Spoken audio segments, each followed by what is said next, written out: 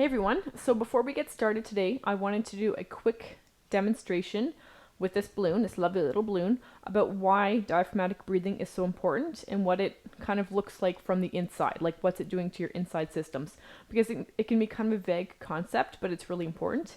And I'm going to show you why, and then we will get started with the workout. So, I've had a lot of questions about this lately, and it's a very legit question because it takes a bit to wrap your head around, especially if you haven't been doing it. You might think, what's the use? I know how to breathe, I'm pretty good at it, what's up with that? So I'm going to give a little demo. So first of all, let's pretend this balloon is my stomach. The bottom is the pelvic floor, right? That's where your pelvic floor sits. And at the top is a muscle called the diaphragm. Now the diaphragm is a muscle that attaches to your ribs, like all the way around underneath your lungs. So it helps the lungs fill with air, and it also helps the lungs get the air out. So it moves with the lungs, and it helps to breathe, which is important because we need to breathe. But what it also does is work with the pelvic floor.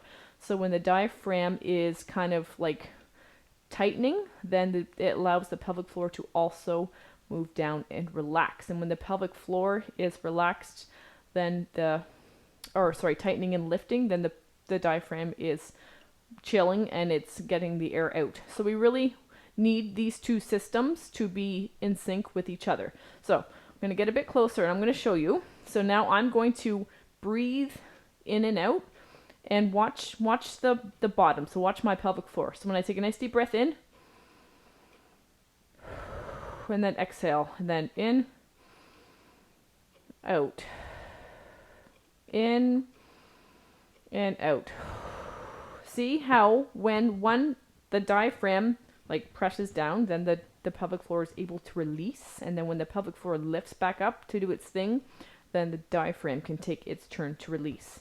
So it all works in unison. Now let's pretend. So that's like the optimal breathing pattern, which is why I get you guys to start breathing at the beginning of each workout, because it is very backwards for most people, especially if you're stressed or if you're just not used to sitting like that, right? It can be very backwards, so that's why we really try to practice it. But look what it does for your system. It allows everything to recoil and then expand, and everything gets a rest. Therefore, your muscles can turn on when you need them to, because muscles need to, do this. Out and in, and out and in, and contract, and then relax. And they need to do that contracting and relaxing, or else they won't be very healthy, or they won't be able to function as well, right? Okay, so, excuse me. So if your pelvic floor is a trampoline, it should bend a little bit, right? It should go up and down, up and down. It can't just stay at this level the whole time. And it can't also just kegel. It can't kegel the whole time, because if it does that, it's going to get tired.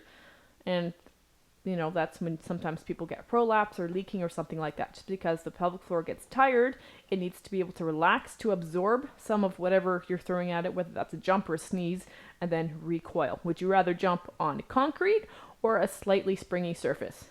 I would much rather jump on a slightly springy surface. It has a bit of give, right? Same with your pelvic floor. It's got a bit of give. Therefore, it can bounce back and absorb some of the impact.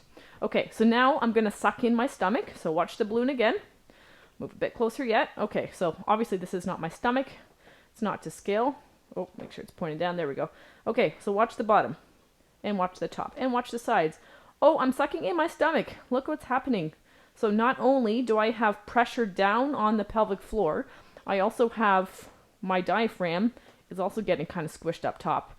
And it needs to be able to go up and down in order to do its job properly, and in order so that it can work with the pelvic floor. Okay?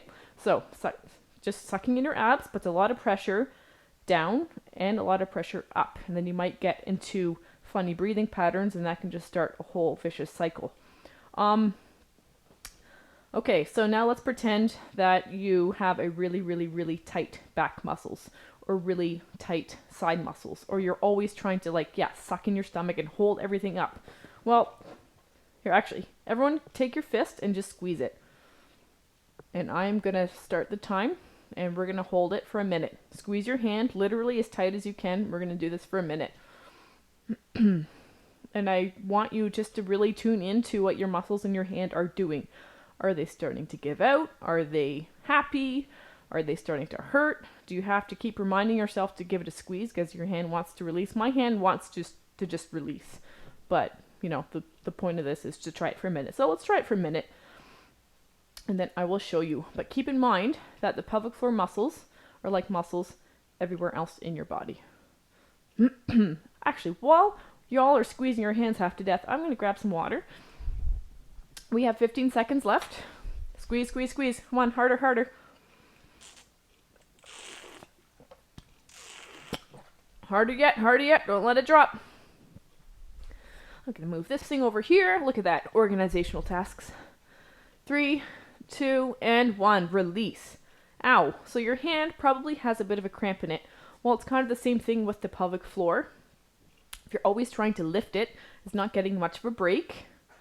And yeah, that's not really helpful. Now, if I had to like actually pick something up, let's say I had to pick up a dumbbell to carry it, that hand, after squeezing for a minute, probably wouldn't hold that dumbbell as well as when it was just, you know, able to move, whatever it does, pick up the weight and then carry on. So it's much happier when it can get a chance to just relax. So same thing with the pelvic floor. I also had a question. What was it now? So, oh yeah, so like, this refers to the whole, like the total body connection. So let's say you have a weak other muscles in your body, like weak glutes or a weak back or whatever. So what happens when you then try to pick something up is you feel like you have to brace your stomach so much more, or you might be pressing, like bearing down without even realizing it maybe, just to get a bit of oomph in your system, stability for picking up that bag of flour or that thing of laundry or that huge stroller or whatever off the ground, right? But if you have more muscle, those other muscles can do that job. So all your core has to do is exhale, and then it's ready to go and it's ready to do that big job. So your core's job is not to like do the heavy lifting, its job is to stabilize. But we have to let the other muscles in the body be strong enough to do the heavy lifting so that your core can actually just stabilize. So I hope that makes sense. So once again, everything is moving in sync, everything is happy, as opposed to sucking in your abs and looking what it's doing to the top and to the bottom, to its neighbors really, and nothing is happy when it can do that. And then we also used the hand example to show that, yeah, your muscles can't just squeeze everything forever. That's unreasonable. Anyway, so yeah, no worries. Like, if this doesn't make any sense, just send me a message. Excuse me. It makes sense to me, but sometimes I forget to say something just because you get so used to doing things, like explaining things a certain way. I get used to explaining things a certain way, so then I sometimes forget that, oh yeah, let's look at it from that perspective and explain it that way, because everyone learns differently. So anyways, if you have any further questions about anything I just mentioned, I know I'm a bit of a rambler, but I hope that made sense, and thanks for listening.